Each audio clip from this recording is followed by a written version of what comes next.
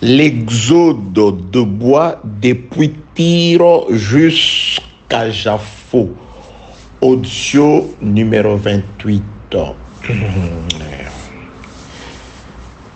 Prenons les Saintes Écritures, deuxième livre des Chroniques, chapitre 2. Je commence la lecture au 3e verset où il est écrit: Salomon envoya dire à Huram, roi de Tyr: fais pour moi comme tu as fait pour David, mon père, à qui tu as envoyé des cèdres afin qu'il se bâtisse une maison d'habitation. Voici, j'élève une maison au nom de l'Éternel mon Dieu, pour la lui consacrer, pour brûler devant lui le parfum odoriférant, pour présenter continuellement le pain des propositions et pour offrir les holocaustes du matin et du soir, de sabbat, de nouvelles lunes et des fêtes de l'Éternel notre Dieu, suivant une loi perpétuelle pour Israël. La maison que je veux bâtir doit être grande, car notre Dieu est plus grand que tous les dieux. Je saute pour atterrir au 8e verset. Envoie-moi aussi du Liban des bois de cèdre, des cypres et des santales, car je sais que tes serviteurs s'entendent à couper les bois du Liban, Voici, mes serviteurs seront avec le tien. Verset 16e, et nous couperons des bois du Liban autant que tu en auras besoin, et nous te les expédierons par mer en radeau jusqu'à Jaffo, et tu les feras monter à Jérusalem. Parole de notre Seigneur. Que la paix, la grâce, la miséricorde, l'amour, l'assistance, surtout la bénédiction du Dieu très haut soit votre partage au nom puissant de notre Seigneur Jésus-Christ. Je bénis Dieu pour la lumière qu'il nous donne dans les Écritures, afin que nous puissions comprendre sa volonté et que celle-ci soit écrite dans nos cœurs. Le Saint-Esprit, par le frère Paul, exhorte le peuple de Dieu disant: ne vous bornez pas seulement à écouter la parole de Dieu, mais mettez-la en pratique. Et la parole ne peut être mise en pratique que si elle est très bien présentée, telle que nous l'avons reçue des apôtres, selon le Saint-Esprit, et qu'elle est appréhendée, c'est-à-dire saisie, comprise par ceux à qui il a été destiné, ou elle a été destinée cette parole. C'est alors qu'elle sera ou elle pourra être mise en pratique. La mise en pratique vient lorsque la parole est très bien présentée et qu'elle est comprise par ceux à qui elle a été adressée. C'est ainsi que ceux-là peuvent la mettre en pratique. Le souci de mon cœur est que ce ne soit pas blanchard, mais que ce soit Dieu qui connaît nos cœurs, qui connaît nos besoins. Dieu qui nous connaît, qui sait comment faire de manière à ce que chacun de ceux qui sont censés écouter cette parole saisisse ne fût-ce que quelque chose qui lui a été destiné par Dieu pour son salut. Laisse que cette parole soit salutaire pour vous au nom de Jésus-Christ. Laisse que cette parole puisse constituer la main de Dieu qui vous fait sortir de toutes sortes d'abîmes au nom de Jésus-Christ. Que cette parole, selon que disent les Écritures, soit une lampe à vos pieds et une lumière sur vos sentiers. Au nom de Jésus-Christ, qu'elle soit la réponse à vos problèmes. Qu'elle soit ce remède qui vient cicatriser, guérir vos blessures au nom de Jésus-Christ. L'exode ou le déplacement en masse de bois depuis le pays de Tyr jusqu'à Jérusalem en passant par Jaffo. De quoi s'agit-il, très chers compatriotes, dans cet enseignement? Il s'agit, bien aimé, du roi Salomon qui veut se mettre à exécuter la volonté de Dieu exprimée par la bouche de son papa David, celle de pouvoir bâtir une maison pour l'Éternel, afin de pouvoir offrir des sacrifices à Dieu.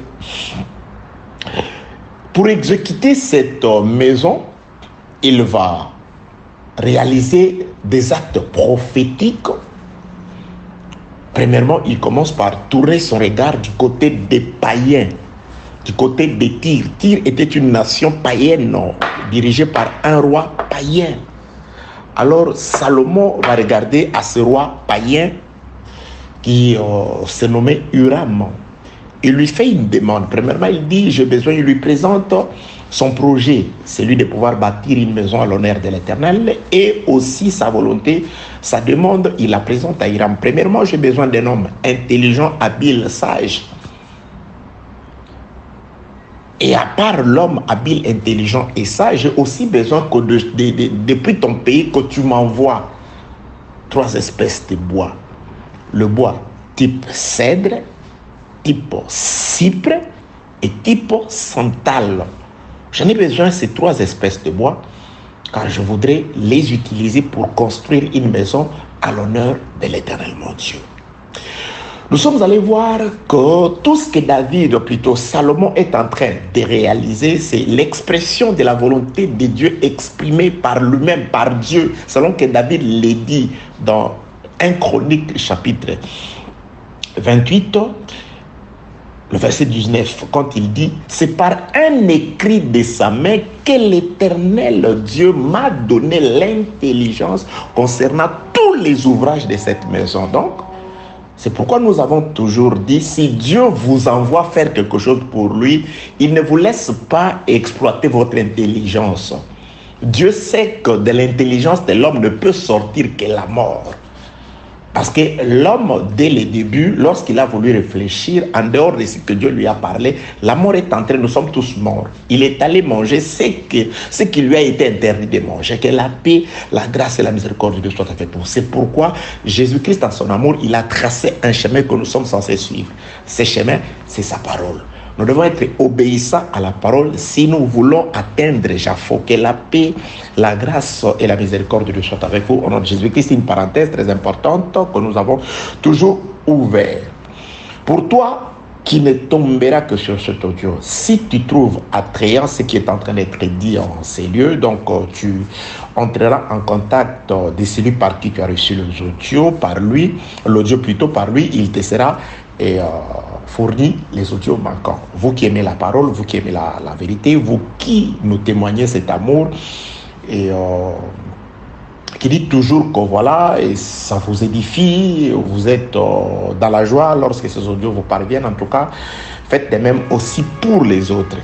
Donc, ce que tu voudras qu'on fasse pour toi, Jésus-Christ dit, fais-les aussi pour les autres. C'est-à-dire, si tu trouves que cet enseignement, il t'édifie, en tout cas, ne les garde pas pour toi. Gloire soit à Dieu, vous ne les gardez pas parce que les appels que je reçois plus, ce sont des personnes qui ne me connaissent pas directement, qui reçoivent les audios par d'autres personnes intermédiaires. Donc, que Dieu vous bénisse, que Dieu vous fortifie, que Dieu ouvre encore votre intelligence de manière à ce que vous puissiez comprendre la parole du Seigneur, que Dieu multiplie encore en vous, enfants de Dieu qui aimez déjà la parole, cet amour encore beaucoup plus pressant pour la vérité, cet attachement à la vérité, que Dieu par le Saint-Esprit vous accorde la force de pouvoir être les modèles selon que Dieu veut que vous soyez comme ses enfants.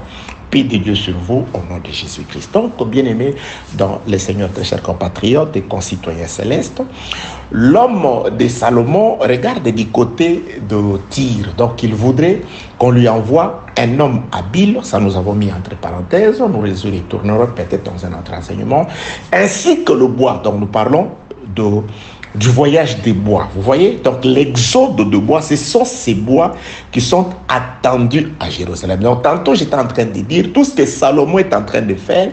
Il les lit dans un livre qu'on lui a donné son papa David, lequel a aussi reçu les livres de l'Éternel.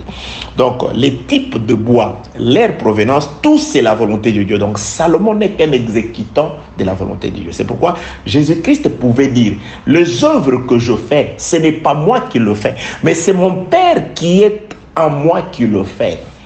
C'est pourquoi nous disons parfois que Jésus-Christ était, la Bible déclare, comme une ville sans muraille, ainsi est toute personne qui n'est pas maître de lui-même. Donc Jésus-Christ aussi, ça c'est un autre enseignement, je viendrai, ça c'est Proverbe. Le livre de Proverbe, il compare une ville sans muraille à toute personne qui n'est pas maître de lui-même. Or, la ville sans muraille, la plus fameuse des villes sans muraille, nous parlons de Jéricho. Ok, que Dieu vous bénisse au nom de Jésus-Christ. Je ne voudrais pas entrer là-bas parce qu'aujourd'hui, en tout cas, je ne voudrais pas être très long. Donc, j'étais en train de dire, Jésus-Christ n'était pas maître de lui-même. À telle enseigne qu'un jour, voyant la coupe qui était devant lui, il a demandé, Père, si tu peux éloigner cette coupe du bois. Se voyant comme une ville sans muraille qui n'est pas maître de lui-même, il dit que ce ne soit pas moi, mais que ce soit plutôt la volonté de toi qui vis en moi. Toi qui me conduis, toi qui avais tracé ce chemin pour moi, toi qui avais déjà d'avance annoncé par les prophètes ce que seraient mes jours, toi qui connaissais déjà mes jours et qui les avais déjà écrits dans ton livre, à tel enseigne que je ne suis là que comme une marionnette marchant d'accomplissement en accomplissement de toutes les prophéties me concernant, c'est-à-dire concernant Jésus, qui ont déjà été annoncées par le prophète. Que la paix de Dieu soit avec vous.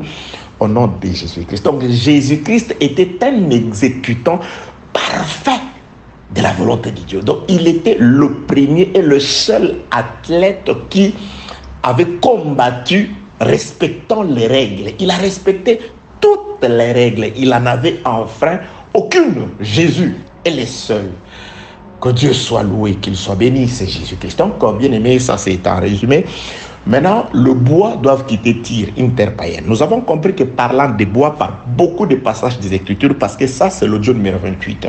Nous avons saisi que ces bois parlaient des hommes. Nous, hommes, qui sommes nés, quant à notre première naissance, nous sommes nés comme sur la terre de Tyr, une terre païenne, une terre sans promesse. Parce que Tyr n'avait aucune promesse. Pendant que Dieu donnait des promesses à Israël sur le territoire israélite, Dieu n'avait rien dit concernant Tyr. C'était des païens. C'était des gens sans promesse à cette époque de la loi. Donc, des bois qui naissent dans un pays sans promesse, sans lendemain, sans Dieu, mais qui sont attendus à Jérusalem pour constituer le temple du Seigneur, c'est exactement nous, les élus de Dieu. Parce que dans la forêt des Liban, du côté de Tyr, les bois, il y en avait vraiment toute une litanie, il y en avait plusieurs. Mais Dieu n'avait dans son livre choisi que 3 espèces de bois. Pourquoi? Les raisons sont dans les audios précédentes. Alléluia. Pourquoi Dieu m'a choisi Blanchard? Qu'ai-je donné à Dieu? Qu'avais-je fait? Parce qu'il ne m'a pas connu dans les temps. Le frère Paul dit, béni soit Dieu. Éphésiens chapitre 1, verset 3e. Béni soit Dieu, le Père de notre Seigneur Jésus-Christ, qui nous a bénis de toutes sortes de bénédictions spirituelles dans les lieux célestes en Jésus. Donc pas sur la terre, dans les lieux célestes en Jésus. En lui, Dieu nous a connus. Il nous a aimés et il nous a prédestinés à être ses enfants par l'adoption. Ok, que la paix de Dieu soit avec vous au nom de Jésus-Christ. Donc là, ce sont ces bois-là qui doivent quitter le monde. Donc c'est-à-dire les bois, c'est nous qui devrons quitter le monde afin de pouvoir... On nous attend quelque part. On nous attend à Jérusalem. Pas Jérusalem terrestre, mais Jérusalem céleste. Où nous serons, où nous sommes des parties constituantes du véritable temple de l'Éternel. Nous sommes la maison de Dieu. Le frère Paul le dit, le frère Pierre plutôt, il dit, comme des pierres, ensemble, nous, sur la terre, nous formons un édifice. L'édifice spirituel sur la terre.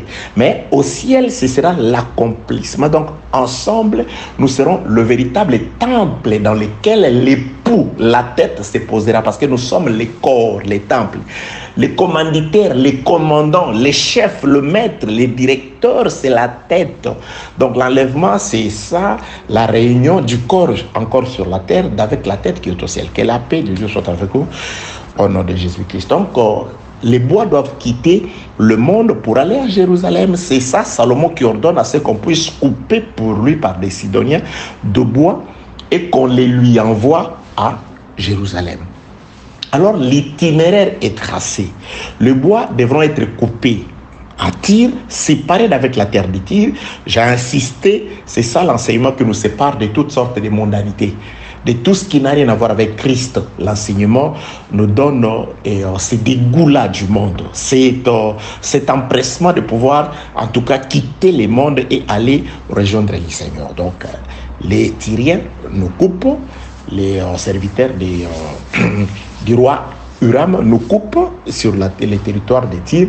Il nous place dans la mer. Donc, la navigation depuis la mer, depuis Tyr jusqu'à Jérusalem, s'est fait en deux tronçons.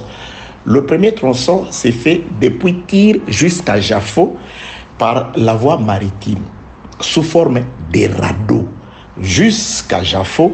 Et Jaffo, là, Salomon vient chercher. Donc, le bois ne verront la face de ceux dont ils n'ont entendu que les ordres par la parole, parce que les bois à Tyr n'ont pas vu Salomon.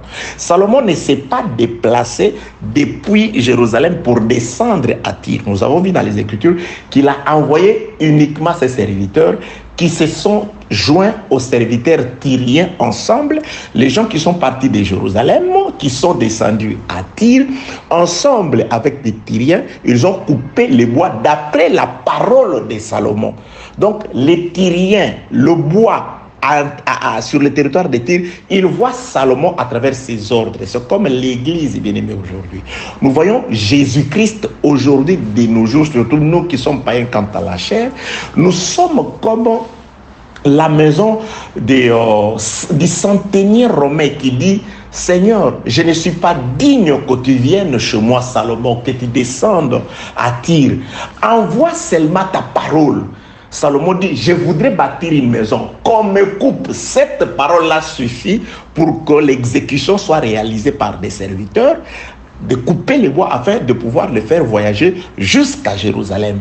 Le centenier dit: je ne suis pas digne. Et là, il est en train d'intercéder. Je ne suis pas digne de pouvoir que tu viennes chez moi quant à la chair. Moi, je suis un Romain, un païen quant à la chair, un Tyrien. Je suis sur la terre de Tyr, un pays sans promesse, sans patriarche, sans alliance, sans loi à cette époque-là. Jésus ne vient pas dans la chair. 2, 3, 4, 5, 6e Adam. Christ est ici, il est là-bas. Il envoie. Nous sommes au temps de la parole. Tous ceux qui sont venus après Jésus, entre guillemets, si c'est des ministres de Dieu, c'est des instruments à travers lesquels Jésus a envoyé sa voix. Donc nous ne sommes pas au temps de pouvoir s'attendre à ce que Jésus dans la chair, comme ça, il vienne encore. Non. Aujourd'hui, si vous entendez sa voix, n'endurcissez pas si vous le voyez. Nous sommes au temps de si vous entendez sa voix. La Bible déclare: obéissez à vos conducteurs, car ils rendront compte. C'est des conducteurs à qui Dieu a donné la parole. Nous sommes au temps de Siloé. Jésus-Christ, par la mort, il nous a mis la boue aux yeux. On n'a pas encore vu. Jésus nous a envoyés dans le réservoir de Siloé. La fontaine de Siloé, nom qui signifie envoyé. Donc Jésus-Christ a donné à ses envoyés l'eau, la parole pour nous laver les visages, afin que l'œuvre qu'il avait faite à la croix puisse se manifester. Cet aveugle-là, quand on lui a demandé, Jean chapitre 9, il n'a pas dit non, c'est Siloé. Non, qui t'a guéri? Vous pouvez dire c'est Siloé. Mais aujourd'hui, il y a des Siloé qui veulent qu'on parle d'eux. C'est-à-dire, vous voyez un ministre, il dit non, c'est moi. Vous voyez cet homme-là, c'est moi qui l'ai guéri. Oui, vous voyez cet homme-là, il était pauvre. C'est moi qui l'ai béni. C'est dans mon église. Venez chez moi. Siloé, cet aveugle né, même dans l'église, même les sacrificateurs, les pharisiens, ses propres parents, quand on lui a demandé qui t'a guéri, vous pouvez dire non, ne vous en faites pas, allez vous laver à Siloé. Non, ce n'est pas Siloé. Siloé ne guérit que si Jésus vous y envoie. Il pouvait dire Siloé parce qu'avant, lorsque Jésus-Christ lui a appliqué la boue aux yeux, il n'avait pas vu. Il pouvait dire non, Siloé, j'étais lourd parce que grâce à Siloé, parce que c'est quand je suis arrivé à Siloé que je pouvais voir. C'est Siloé. Louer Siloé. Construire un piédestal pour Siloé, un trône pour Siloé, c'est le Siloé. Adorer Siloé, s'agenouiller devant Siloé, suyer les chaussures de Siloé, porter la Bible de Siloé. Mais aujourd'hui, Siloé veut qu'on parle de lui. Au lieu qu'on parle de Jésus, on dit, bon, tu parles de Jésus, c'est Jésus est descendu. Non, c'est la parole qui m'a envoyé à Siloé, c'est la parole qui a mis l'eau dans Siloé. Le plus important, ce n'est pas Siloé, c'est celui qui m'a guéri, Jésus. Que la paix. Siloé, c'est un serviteur inutile. Ça, c'est le Seigneur qui dit. Aujourd'hui, Siloé veut se glorifier. Siloé se tarde, il se paye le luxe de pouvoir s'approprier les miracles de Jésus. Je parle des faux ministres. Ils sont faux. Ces gens-là qui parlent d'eux, qui veulent qu'on parle d'eux. Que la paix de Dieu soit avec vous au nom de Jésus-Christ. Donc, Salomon, il ne descend pas. Salomon, il envoie la parole à Tyr, exécutée par Siloé. Siloé, c'est des serviteurs qui sont sur place, accompagnés des apôtres qui sont venus de Jérusalem. L'enseignement des apôtres avec Blanchard, nous vous coupons, pas pour vous utiliser dans le monde, mais pour vous envoyer là-bas auprès de Salomon, vous attend quelque part. Je voudrais ajouter à ceci plusieurs écritures aujourd'hui, en tout cas que Dieu nous aide à gérer les temps, que la paix de Dieu soit avec vous, au nom de Jésus-Christ. Le même récit, mais rapporté 2 fois, ça ne se contredit pas, mais ça se complète. Parce que cela dit, non, voilà, dans le livre de un roi, on parle de 2 espèces, ça se complète. C'est des récits complémentaires. Je suis dans un roi, attendez, paix de Dieu sur vous, au nom de Jésus-Christ. Je suis dans le premier livre de Roi, chapitre 5e. Et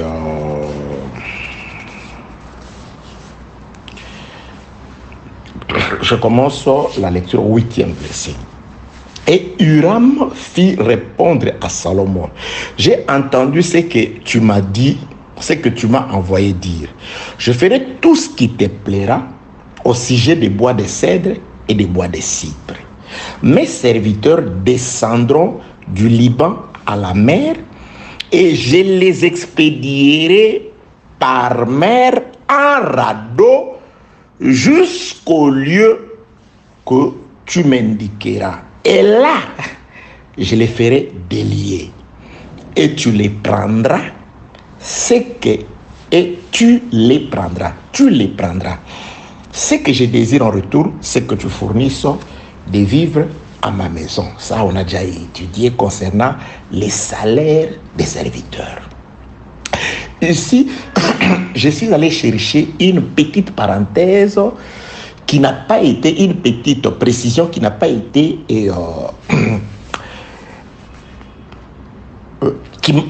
un petit accent plutôt qui n'a pas été mis dans le récit des chroniques. Ici, le roi Huram a dit quelque chose. Un roi chapitre 5, le verset 9. Mes serviteurs descendront du Liban à la mer et je les expédierai par mer en radeau jusqu'au lieu que tu m'indiqueras, c'est-à-dire les lieux où le bois iront. Les ports, celui qui indique, c'est Salomon. C'est-à-dire c'est Salomon qui a dit, bon, le bois partiront bien sûr des tirs par voie maritime, mais les ports où j'attendrai les bois, c'est les ports de Jaffo. Parce que ici, la précision est là. Jusqu'au endroit où toi, Salomon, tu m'indiqueras. Tu m'indiqueras. Verset 10. Huram donna à Salomon le bois de cèdre et le bois de cypre autant qu'il en voulu. Qu'il en a voulu. Donc, et le nombre de bois et l'endroit où les bois se rencontreront avec Salomon, c'est lui qui indique. Ce n'est pas la volonté de ceux qui coupent. Bien aimé dans le Seigneur, on ne peut pas donner les saluts, non. Nous enseignons les saluts. Ne recevrons les saluts que ceux qui seront aidés par Dieu. Même Jésus, il reconnaît, il dit, celui qui viendra à moi, ce sont ceux que mon Père enverra. Jésus-Christ dit, oui, moi je prêche. Ceux qui viendront, ce sont ceux qui seront touchés par mon Père, par l'Esprit. C'est-à-dire l'œuvre du salut, le nombre, celui qui détermine le nombre, ce ne sont pas des prédicateurs, ce ne sont pas ceux qui coupent le bois. Vous allez couper. Mais le nombre, ça suffit. Cette autorité ou autonomie n'a été réservée qu'à celui qui attend le bois à Jérusalem, à Salomon, au Seigneur Jésus-Christ. C'est Jésus qui connaît ses enfants. Dieu connaît ses enfants.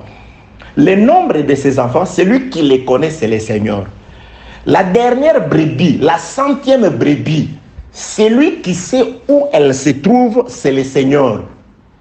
Et quand cette brebis-là sera retrouvée et que la brebis sera mise sur l'épaule, là, on va siffler la fin des recherches. Quoi? C'est fini. La brebis perdue a été retrouvée. Que la paix, la grâce et la miséricorde de Dieu soient avec vous. Psaume 119. David chante, il dit: oh Dieu, cherche-moi, cherche ta brebis. David s'est dit cette brebis. Ok. Que la paix, la grâce et la miséricorde de Dieu soient avec vous au nom de Jésus-Christ. Donc ici, je suis venu ici pour nous donner une parenthèse, une précision qui a été omise dans les récits de Chroniques. La précision ici est que les noms du port de Japhos où doivent désembarquer le bois, les noms a été donné par Salomon. Vous allez comprendre pourquoi je suis en train d'insister. La destination où nous allons. Parce que, je reprends, 1 Roi chapitre 5 verset 9e. Mes serviteurs les descendront du Liban à la mer. Et je les expédierai par mer en radeau jusqu'au lieu que tu m'indiqueras. Là, je le ferai délier et tu le prendras au lieu indiqué par Salomon. C'est là où il viendra prendre un chronique, des chroniques, chapitre 2e, verset 16e. Et nous couperons de bois du Liban autant que tu en auras besoin. Ici, concernant le nombre, ça, c'est ce qu'on appelle le pouvoir discrétionnaire de Salomon. Ne connaît le nombre de bois que Salomon. N'a en tête le nombre de bois que Salomon. Et ces nombres ont été écrits dans les livres de l'Éternel qui a été remis à David. Et ce livre est resté scellé. Et c'est Salomon qui ouvre les livres. Et qui a le nombre des sauvés? C'est Salomon, c'est Jésus. Il connaît le nombre de ses enfants. C'est lui qui doit faire le décomptage. Parce que si tu te mets à faire le décomptage sans que Dieu ne t'envoie, il te frappe comme David a été frappé. Israël a été frappé parce que David a voulu faire le décomptage. Ok. Que la paix de Dieu soit avec vous au nom de Jésus-Christ. 2 Chroniques chapitre 2 verset 16e. Et nous couperons de bois du Liban autant que tu en auras besoin. Nous te les expédierons par mer en radeau jusqu'à Japhos. Ici, le résumé, c'est jusqu'à Japhos. Donc, lorsque Huram parle de Japhos ici, il l'a entendu d'après 1 Roi 5, 9, il l'a entendu par Salomon. Je sais pourquoi j'insiste que ce n'est pas un hasard. Japhos, ce n'est pas le premier port qui leur est apparu à l'œil. Non. C'est-à-dire, dès qu'il coupait, Salomon, attention, c'est, je sais pas, 12 000 bois. Ok. 11 000, 12 000, attention. Non, celui-là, laisse, c'est fini. On va prêcher. Non, c'est fini déjà. Le nombre d'élus est accompli. Ah non, c'est fini. C'est fini. C'est fini. Lorsque on sifflera la fin des recherches, la fin, oui, il y aura un temps où on sifflera la fin sur la terre des Tyr. Parce qu'il y a un nombre. Salomon n'est pas là pour prendre tout le bois de la forêt, non. Il a un nombre. Autant que tu en voudras. Selon que tu voudras. Le port aussi. Maintenant, Salomon, ok. Où est-ce que je peux facilement descendre de Jérusalem pour aller? C'est-à-dire, il est en train de tracer, il fait l'intercession entre là où il vit, Jérusalem, et l'origine des bois. Où est-ce que nous allons nous rencontrer? Salomon va quitter la maison. C'est comme Isaac, le plus ancien de la maison de son père, est allé chercher Rebecca. Il ramène Rebecca, il est le guide de Rebecca. Depuis chez lui, Depuis chez Rebecca, les guides, c'est les plus anciens, c'est les serviteurs qui guident Rebecca. Les serviteurs qui connaissent très bien les chemins, attention. Les serviteurs qui a été à la maison, qui est parti, et quand il retourne, il ne se perd pas parce que c'est un chemin qu'il ne fait pas pour la première fois. Bien aimé dans le Seigneur, nous devons avoir la maîtrise de ce que nous vous annonçons. Nous sommes sûrs, après avoir participé au conseil de Dieu, que ce que nous vous disons, c'est ce qui va vous conduire réellement à Isaac. Isaac attend. Je ne suis qu'un serviteur. Je vous ai pris dans la maison paternelle où vous êtes né, à Tyr. La maison de Rebecca, à Tyr. Chez Laban, là-bas. Je vous conduis, je vous conduis, je vous conduis. Quand je vous dis reposez-vous, reposez-vous. Parce que je suis déjà passé par là. Quand je vous dis levez-vous pour la marche, levez-vous, nous allons continuer. Alléluia, Dieu est merveilleux, l'évangile est Zambé. L'évangile est merveilleux.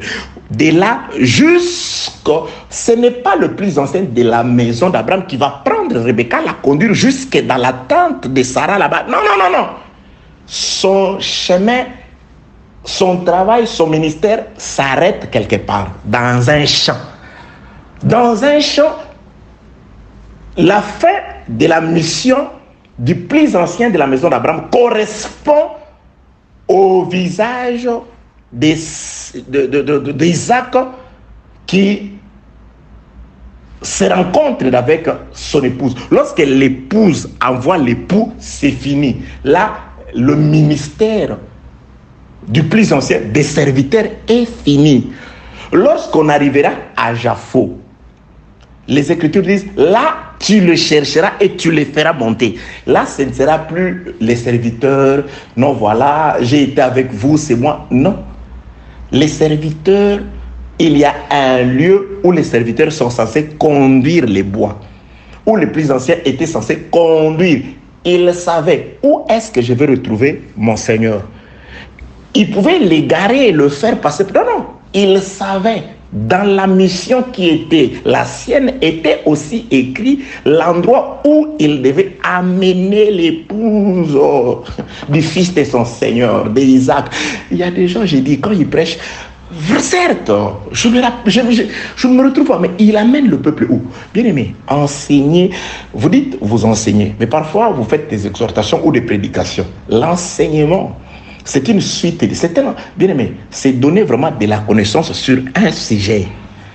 Vous donnez vraiment de la connaissance, c'est-à-dire, vous voyez comme Dieu dit, connaître la longueur, la largeur, la hauteur, c'est-à-dire de l'amour, c'est-à-dire tout l'amour dans tous ses profils. Profil gauche, profil droite, vie de dos, vie... Vous voyez, une bonne épouse doit connaître son époux, même des dos. Vie de dos, il reconnaît, ça c'est mon mari. Vie de profil, il reconnaît profil gauche, profil, vie de face, vie panoramique. Aujourd'hui, il y a des vies panoramiques. Que la paix de Dieu soit avec vous. C'est-à-dire, on doit connaître la parole, la connaissance. C'est-à-dire, quand vous enseignez, vous devez donner... Expliquez les choses de cette façon-là. Vous dites, vous enseignez, mais parfois vous nous embrouillez encore, vous nous compliquez encore avec un langage tellement compliqué. Et très souvent, des gens aujourd'hui enseignent pour épater. Et dans ça, l'erreur, les bémols, est qu'eux-mêmes parfois ne maîtrisent pas ce qu'ils disent. Il y a des gens qui disent des choses sur lesquelles ils n'ont pas vraiment une maîtrise vraiment absolue. C'est pas comme ça que ça se passe. C'est pourquoi j'aime les... Vous savez, ok. J'allais dire à la manière raison pour enseigner. Hein. Il faut pas être, ça ne suffit pas d'être docteur pour aller enseigner à l'université. Il faut aller faire aussi la maîtrise, apprendre. Bien aimé, être intelligent et apprendre et enseigner, à transmettre l'intelligence, c'est deux choses. Il y a des gens qui sont tellement intelligents, capables de réaliser, d'innover, de créer, d'inventer, mais ils ne sont pas capables d'enseigner. C'est une autre chose. Il y a beaucoup trop de gens qui veulent enseigner. Faire une prédication, c'est déjà une bonne chose. Et quand vous dites enseignement, mais vous nous embrouillez tellement qu'on ne comprend pas. Vous nous amenez où? Que la paix de Dieu soit avec vous au nom de Jésus-Christ. Très chers compatriotes, je suis en train de dire ceci. Les plus anciens de la maison d'Abraham, il sait là où il a pris la femme. Sa mission n'arrive pas juste dans la tente de Sarah. Qui conduit la femme depuis le champ jusqu'à la tente de sa maman Sarah, c'est le propriétaire de la femme. Donc les champs où Isaac s'est rencontré avec Rebecca, c'est l'équivalent de Japhot. Japhot, là à Japhot, c'est fini. Ok, commençons par Japhot aujourd'hui. Je suis dans... Avant de parler de Japhot, je suis dans Psaume chapitre 107. Je ne crois pas que j'ai oublié. Psaume chapitre 107. Cherchons ensemble. Les versets peut-être, nous allons chercher ensemble, mais c'est le Psaume chapitre 107. Les versets, je suis arrivé... que je commence au 23e verset. Écoutez une autre expression. C'est-à-dire, j'étais en train de dire ceci. Jésus-Christ était l'accomplissement de ce que Dieu avait déjà dit par la bouche des prophètes. Jésus-Christ dira à ses disciples un jour, Jean, comme en Marc chapitre 4, le verset 35, que nous sommes en train d'exploiter beaucoup plus, allons vers l'autre bord. Ils se sont embarqués, arrivés au milieu de la mer, les tumultes, les vents et consorts, et jusqu'à ce que Jésus-Christ a calmé et il les a conduits là-bas. Écoutez, ça, le psalmiste avait déjà parlé de cette situation-là.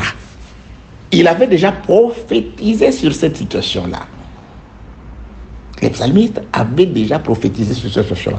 Et ces passages des Écritures, je n'ai pas le temps de pouvoir vous le faire lire, tous ces psaumes. Lisez, c'est comme vous avez le temps. C'est très instructif. Vous allez vous rendre compte que Dieu est en train, le psalmiste est en train de présenter une réalité, mais sous forme différente. Il présente notre marche depuis la chute par la désobéissance d'Adam jusqu'à la rédemption par l'arrivée, la mort de Jésus-Christ. Le psalmiste ici, il la présente sous forme du désert, sous forme d'un méchant et sous forme de la traversée de la mer.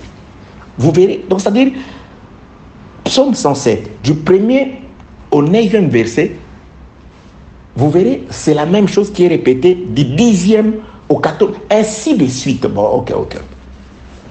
Les psaumes sont très riches, bien aimés dans les Seigneurs. Ce ne sont pas... j'ai visité une église où allaient mes parents. Les Congolais connaissent cette église Bima. Alors, dans cette église-là, quand vous allez, on fait des prières avec les psaumes. C'est-à-dire, vous vous mettez à genoux, quelqu'un a une Bible, il répète les psaumes. Et vous répondez par Amen. Lui, il fait la lecture des psaumes, vous répondez toujours par Amen. Amen. Exemple, psaume 107, je suis au 23e verset, il dit, ceux qui étaient descendus sur la mer, toi tu réponds Amen. Dans les navires, tu réponds Amen. Qui travaillaient sur les grandes eaux, tu réponds Amen. C'est la vie, les œuvres de l'Éternel, toi tu réponds Amen. Et ces merveilles au milieu de l'abîme, tu réponds Amen. Après, il va monter. Il dit... Fais souffler la tempête, toi tu dis, oh Dieu glorieux. Que la paix de Dieu soit avec vous au nom de Jésus-Christ. Oui, quand j'étais un peu jeune, mes parents, ils fréquentaient cette église-là, ils m'ont conduit à quelques reprises, donc c'était comme ça. Psaume 107, je commence la lecture au 23e verset. C'est des prophéties très, très utiles pour votre instruction, pour notre instruction. Ceux qui étaient descendus sur la mer, nous sommes à la recherche de Japhot. Japhot. Nous avons dit, mais n'oubliez pas, Japhot, c'est les lieux de rencontre entre Salomon et les bois. C'est la fin du travail des travailleurs ou de la mission des travailleurs, des conducteurs.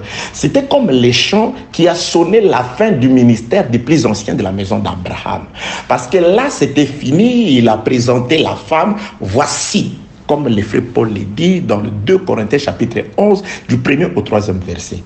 Je vous ai fiancé à Christ, je vous ai fiancé à un seul époux pour vous présenter à Christ comme une vierge pure. Mais c'est le ministère qui va vous présenter, c'est-à-dire c'est l'enseignement. Le ministère, c'est l'enseignement. C'est-à-dire c'est l'enseignement qui vous présentera l'époux, qui vous présente déjà l'époux aujourd'hui. Voici l'époux, c'est aujourd'hui que nous vous disons, voici l'époux. Maintenant, allez à sa recherche, à sa rencontre, commencez la marche. Nous vous présentons pas nous-mêmes. Souvenez-vous de ce que je viens de dire. Jésus approche les fous, plutôt l'aveugle. Il fait de la boue avec sa salive. Il l'applique dans les yeux de l'aveugle. C'est Jésus qui fait. Mais lorsqu'il fait cet exercice-là, l'aveugle reste aveugle. Mais Jésus-Christ lui dit, va dans la réservoir appelée Siloé. Il s'en va à Siloé après s'être lavé le visage dans la réservoir de Siloé. C'est alors qu'il voit. Mais lorsqu'on lui demande, qui t'a fait voir? Qui t'a rendu voyant? Il pouvait dire, c'est Siloé. Non, qui signifie serviteur. Il dit non, c'est Jésus. Peut-être les gens voulaient... Mais non, c'est Jésus là, nous savons que c'est un pécheur. Peut-être s'il avait dit Siloé, ça les aurait apaisés. Mais tellement qu'il disait Jésus, bien aimé, c'est ça. C'est Jésus qui vous sauve. Même si Blanchard vous prêche, gloire à Dieu, vous dites bien de bonnes choses. Je peux voir aujourd'hui dans les Écritures et comprendre. Je peux aujourd'hui comprendre, vous expliquer, c'est Jésus. Et moi, je dis que Siloé. Si on vous demande qui vous a fait voir, c'est Jésus. Vous pouvez peut-être tracer le parcours. Jésus met par Siloé, mais c'est Jésus. Parce que les problèmes... Va-t'en. Cet homme-là, c'est un pécheur, rendre gloire à Dieu. Non. Si c'est un pécheur, moi, je ne sais pas. Ce que moi, je sais, c'est que j'étais aveugle. Aujourd'hui, je vois. Ces Blanchard-là, nous ne les connaissons pas. Je ne sais pas si vous ne les connaissez pas, mais moi, ce que je sais, je ne voyais pas. Aujourd'hui, j'ai écouté Jésus par lui, je peux voir. Gloire soit donnée par notre Seigneur Jésus. Donc, comme bien aimé dans les Seigneurs, très chers compatriotes, nous sommes en train d'étudier Japheth, parce que le bois qui tire le lien d'intercession, de rencontre, de retrouvailles avec celui qui attend le bois, celui qui avait donné l'ordre, c'est à Japheth. De tir à Japheth, vous voyez? Par la mer, nous avons compris des tribulations, les crocodiles et tout. Nous avons d'ailleurs abrégé parce que nous devons vraiment finir pour entamer autre chose. Nous retournerons toujours d'une manière ou d'une autre. Psaume chapitre 107, verset 23e. Ceux qui étaient descendus sur la mer, dans le navire et qui travaillaient sur les grandes eaux, ceux-là virent les œuvres de l'Éternel et s'émerveillent au milieu de l'abîme. Il dit, et il fit souffler la tempête qui souleva les flots de la mer. Il montait vers le ciel, il descendait dans l'abîme. Leurs âmes étaient perdues en face du danger. Saisis de vertige, là c'est les disciples. Mais là ici, les psalmistes avaient déjà, c'est-à-dire quand ils voyaient s'accomplir toutes ces choses, ceux qui avaient la connaissance des psaumes, ils disent, ah, mais effectivement nous venons de vivre ce que les psalmistes avaient déjà déclaré. Donc ce qu'ils vivaient là, ils montaient aux cieux et descendaient dans l'abîme. Là aussi il y a des parenthèses. C'est pourquoi j'ai dit, sans blague, ça je vous dis vrai. Un ministre qui a l'appel, tu n'as pas le temps d'aller fouiller dans des ordures des hommes, les livres, les... Non. Il y a tellement de choses sur lesquelles nous devons parler. Bien aimé, ce n'est pas l'enseignement qui est censé nous manquer, c'est plutôt les temps, comme le frère Paul dit. Je peux vous parler de Gédéon, mais c'est les temps qui nous manquent peut-être. Je veux partir sans pour autant avoir le temps de pouvoir vous dire tout ce que Dieu m'a donné comme connaissance. Ce n'est pas la nourriture qui doit manger parce que qui doit manquer, parce que nous avons dit ceci.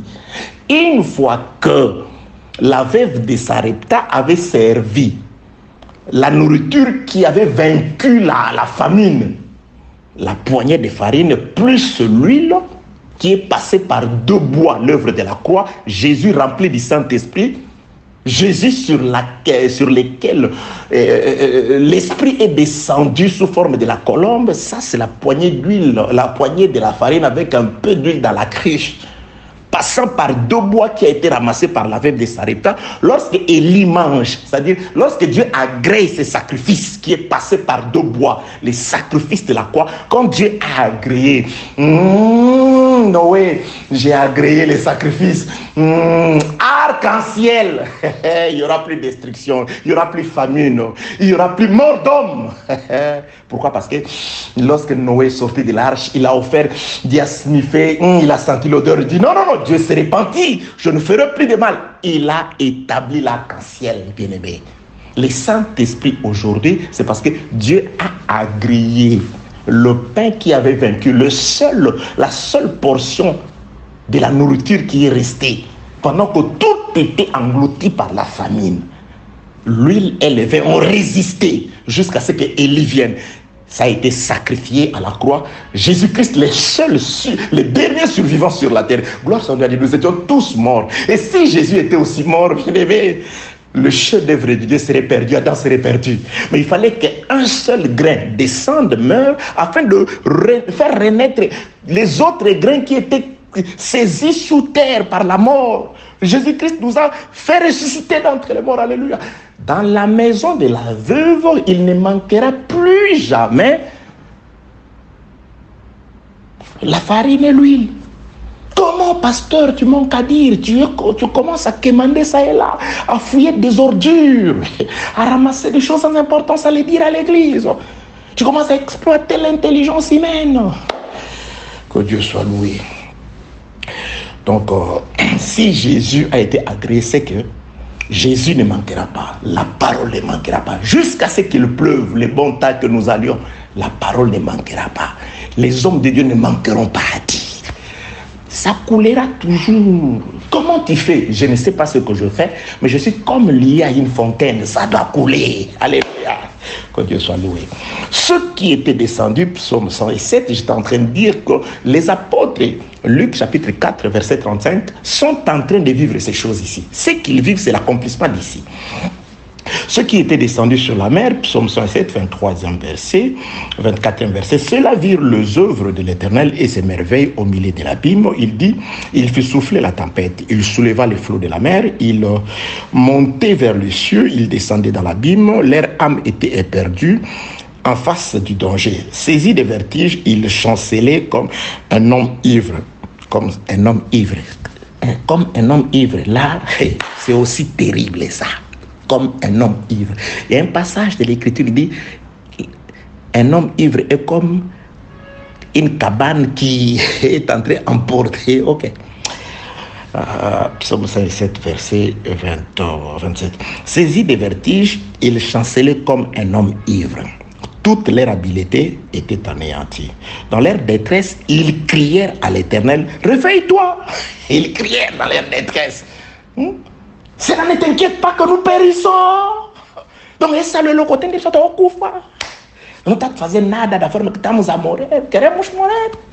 E por cá, agora será. Wake up. Wake up. Ils crièrent vers l'Éternel. Verset 27. Saisi de vertige, ils chancelaient comme un homme ivre et toute leur habileté était anéantie. Dans leur détresse, ils crièrent à l'Éternel. Et il les délivra de leur angoisse. Il arrêta la tempête, ramena le calme. Vous voyez? C'est-à-dire, Jésus il fait vivre et il vit et il fait vivre à ses disciples l'accomplissement de ce qui est écrit. C'est pourquoi je dis ceci. Toutes les promesses glorieuses ont été accomplies ou s'accomplissent en Jésus. Alors, si nous sommes le corps de Jésus, Dieu, par pitié, fait accomplir toutes les promesses glorieuses dans le corps de ton peuple au nom de Jésus. Laisse que nous puissions vivre, Seigneur, les effets de l'huile sur la tête de Jésus. Nous sommes le corps. L'huile ne s'arrête pas sur la tête. Il est écrit, quand l'huile est placée sur la tête de Jésus, ça passe par le barbe, le ministère que je suis en train de communiquer l'huile, que ça se répande jusqu'au pan des vêtements, que le peuple bénéficie des avantages de l'huile. Les avantages de l'huile, c'est le Saint-Esprit, la vie éternelle, ainsi que l'assistance, la protection dans les siècles présents. Au nom de Jésus, Dieu de paix, de grâce et de gloire. Dans leur détresse, verset 28, ils crièrent à l'Éternel et il les délivra de leur angoisse. Il arrêta la tempête, il ramena le calme. Et les ondes se turent, silence. Les ondes se turent. Ils se réjouirent de ce qu'ils étaient apaisés. Et l'Éternel les conduisit au port désiré. Et l'Éternel, c'est-à-dire après ce tumulte, lorsque Dieu aura calmé les tumultes dans la mer, lorsque nous affronterons le crocodile qui agit avec ce pied, Ézéchiel chapitre 32 du 1er au 2e verset, lorsque nous l'affronterons dans la mer et que nous sortirons vainqueurs grâce à celui qui nous a aimés, le plus que vainqueur Jésus-Christ, grâce à lui, c'est alors que la barque, les radeaux seront dirigés vers les ports désirés. Pourquoi comment je suis arrivé ici? Parce que les ports désirés, par qui nous avons vu par Salomon. Parce qu'on a dit à Salomon, nous conduirons, nous les expédierons, les bois sous forme de l'agneau, jusqu'à l'endroit que tu voudras, jusqu'au port désiré. Les ports désirés, c'est Japhot. Bien-aimé, Japhot, c'est les ports désirés. C'est-à-dire, Dieu nous conduit, Salomon nous conduit. Par Blanchard, aujourd'hui, je suis en train de vous conduire, bien-aimé, jusqu'au port désiré. Par qui? Par le Seigneur. Les plus anciens à conduire à Rebecca jusqu'au port désiré. Par qui? Par celui qui attendait sa femme là-bas au champ. Il ne pouvait pas faire passer la femme d'autrui dans la forêt pendant que son mari l'attend là-bas au champ. Prédicateur, tu nous amènes nous. Pendant que l'homme qui est mort pour nous nous attend là-bas à Jérusalem, tu nous amènes nous. Tes enseignements nous égarent.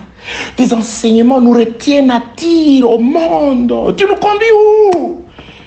Alléluia. Que la paix de Dieu soit avec vous au nom de Jésus-Christ. Donc, après les tumultes, après que nous aurons affronté les eaux, la mer, le vent et qu'on sort, bien aimé, le problème c'est qu'il va calmer. C'est pourquoi nous avons vu le psalmiste qui dit qu'il place sa droite sur la mer.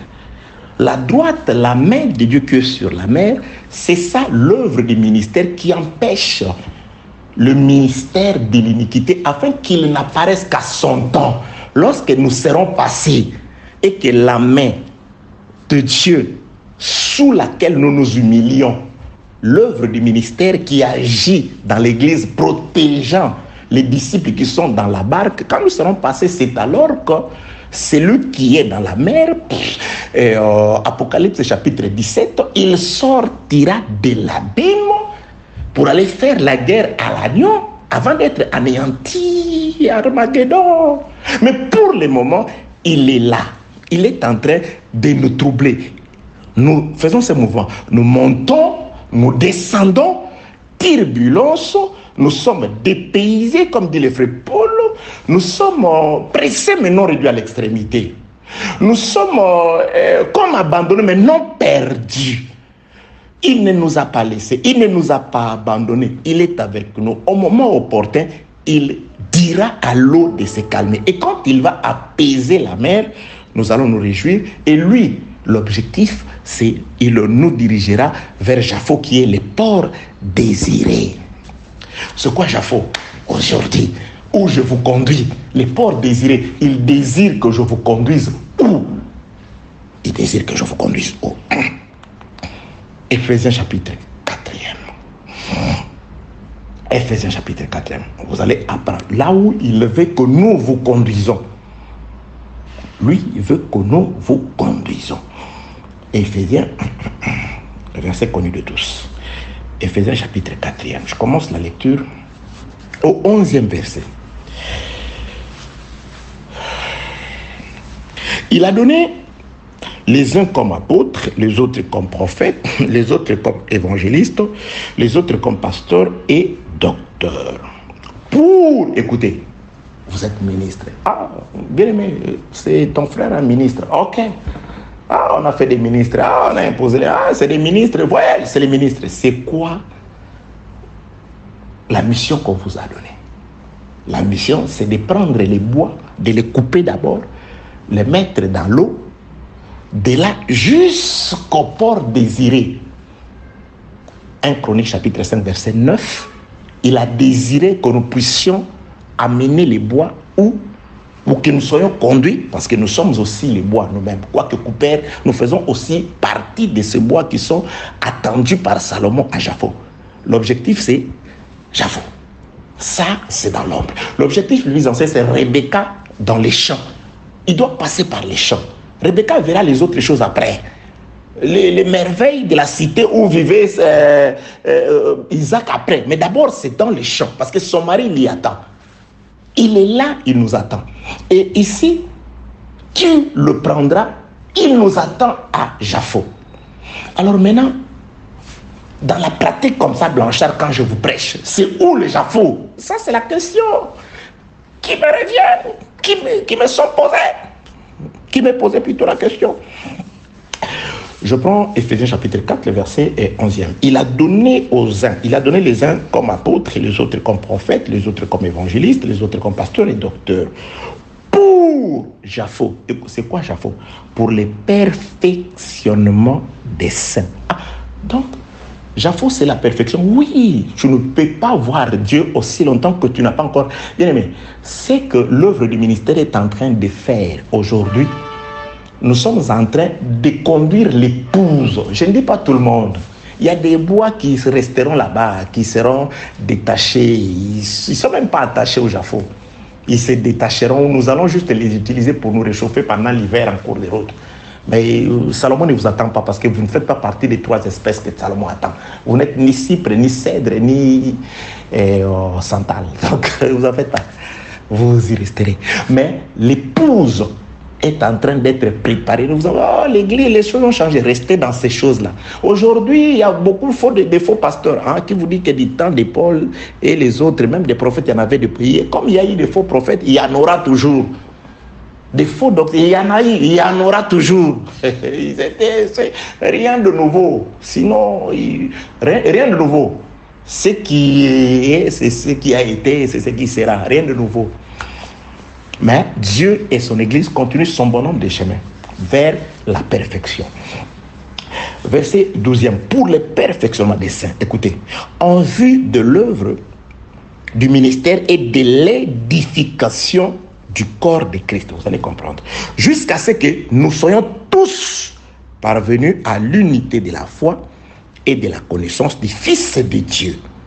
À l'état d'homme fait et à la mesure de la stature parfaite de Christ.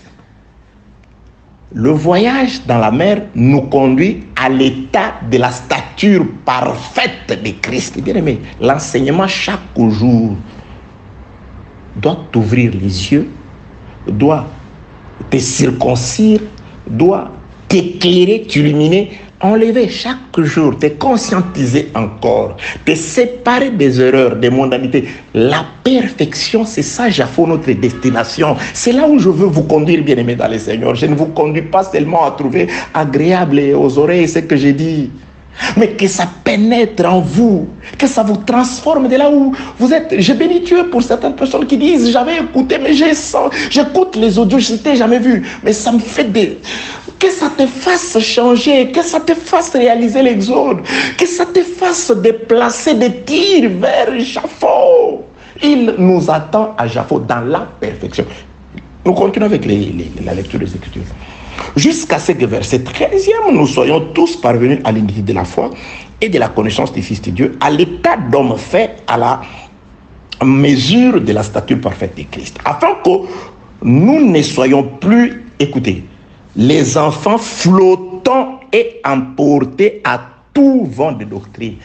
Où est-ce que nous sommes? Les boissons peuvent être flottants et emportés. Ça flotte, flotter, le flot. Vous voyez le verbe flotter, il y a flot. Quand vous voyez le flot, il y a l'eau.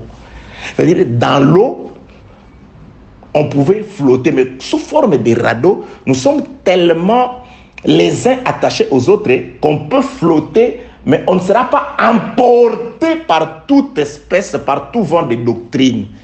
Le vent qui attaque la mer, qui attaque ceux qui sont descendus dans la mer, c'est de doctrine aussi.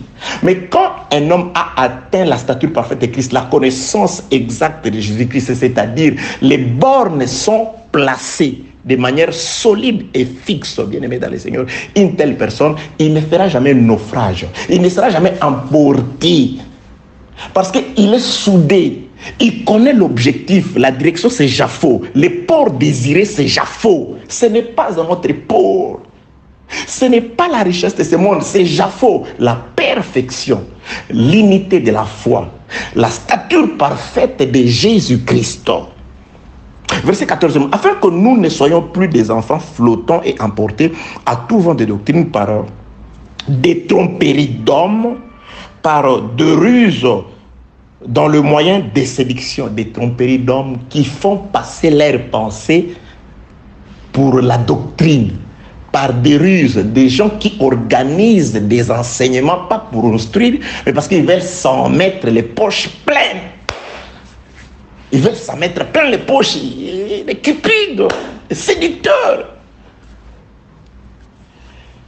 Mais qu'en professant la vérité dans la charité, nous croissons à tous égards, en celui qui est le chef et Christ. Bien aimé, verset 13e, jusqu'à ce que nous ayons tous parvenu à l'unité de la foi et de la connaissance du Fils de l'homme, à l'état d'homme fait. À l'état d'homme fait. Bien aimé, à l'état d'homme fait. C'est alors que l'homme fait. Il y a à l'état de l'homme et à l'état d'homme fait. Ça, c'est l'aboutissement. C'est alors que nous allons dire, nous avons accompli le travail. L'homme a atteint la stature parfaite de Christ. Prédicateur, voici la mission et la direction et le port désiré, la perfection. Donner la stature parfaite, rendre l'homme à l'état de la stature parfaite de Christ. Que l'homme devienne capable de résister à tout vent de doctrine, d'être tellement fixé, soudé, serré, qu'il ne se laisse pas entraîné par n'importe quel flot, c'est-à-dire qu'il ne fasse pas naufrage dans la mer par rapport à la foi. Il y a un port désiré. Écoutez, ce que nous verrons au port désiré. Qu'allons-nous voir au port désiré? Paul prophétisait déjà sur le port désiré quand il s'adressait au peuple de Corinthe. 1 Corinthiens chapitre 13, c'est là où je vais chuter. 1 Corinthiens chapitre 13, je commence la lecture au verset 8e. La charité ne périt jamais. Les prophéties prendront fin.